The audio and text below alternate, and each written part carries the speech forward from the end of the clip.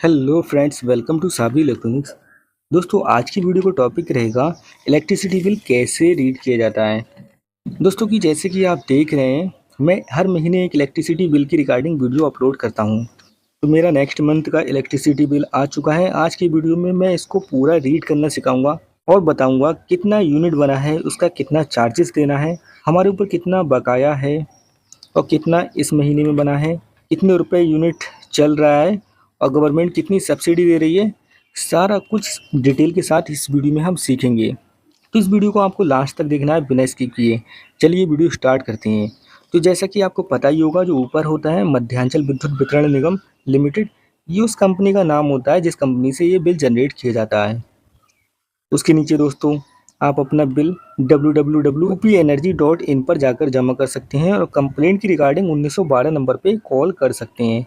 Date 13 तारीख छठा महीना 2024 को ये बिल जनरेट किया गया था। 4:14 मिनट 27 सेकेंड के वक्त पर ये बिल जनरेट किया गया था।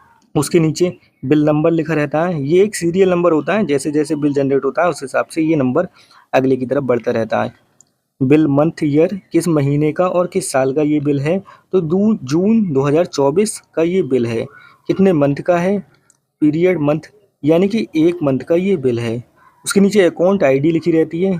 दोस्तों ये बहुत ही इम्पोर्टेंट आईडी होती है। इस अकाउंट आईडी की हेल्प से ही आप अपना इलेक्ट्रिसिटी बिल ऑनलाइन या ऑफलाइन जब भी जमा करते हैं तो इसी आईडी की ज़रूरत पड़ती है। इस अकाउंट आईडी को सीए नंबर भी कहते हैं। हिंदी में इसको खाता नंबर भी कहते हैं या फिर खाता संख्या।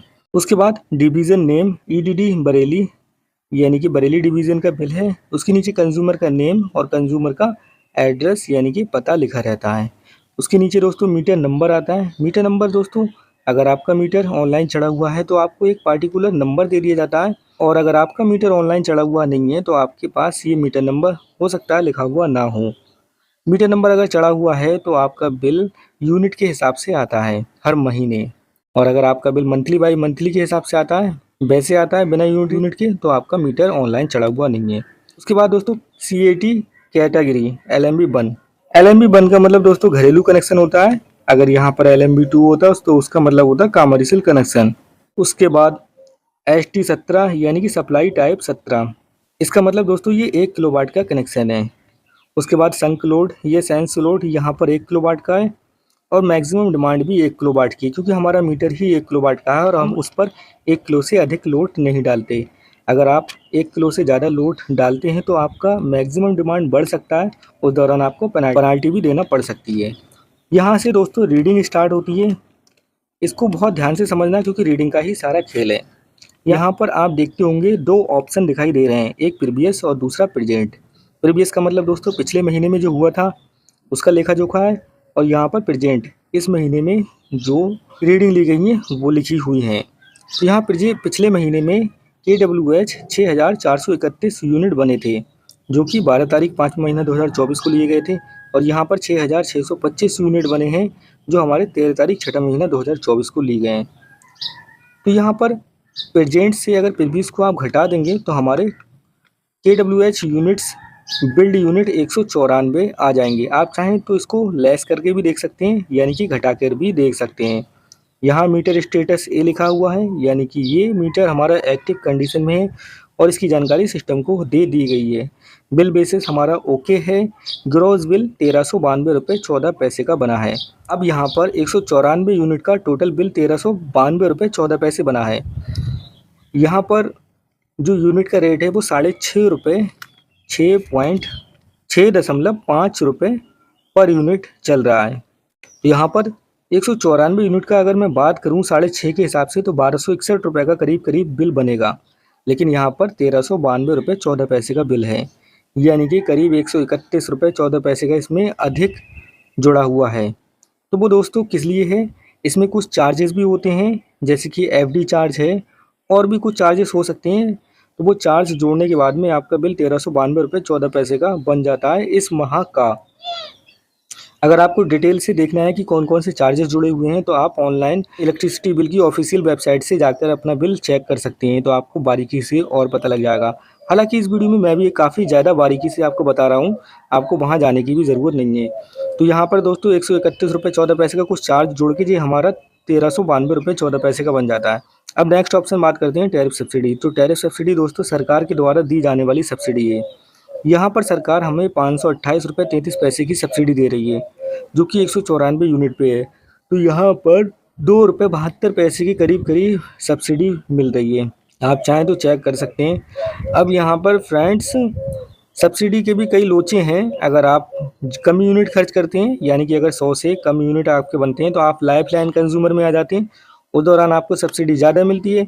और 100 से प्लस आप पहुंच जाते हैं, यानी कि 150 तक, तो आपको 3 रुपये यूनिट के हिसाब से सब्सिडी मिलती है।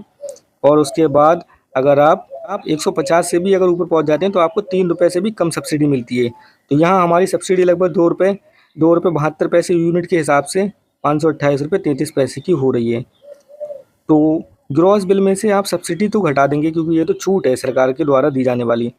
और जितना भी पैसा आपका बना 1392 रुपये 14 पैसे में से 528 रुपये 33 पैसे घटाने के बाद जो भी पैसा आपका बना, उसमें LPSC जुड़ जाएगा। LPSC जब आप जोड़ देंगे तो उसके बाद आपका बिल 874 रुपये 47 पैसे का हो जाएगा।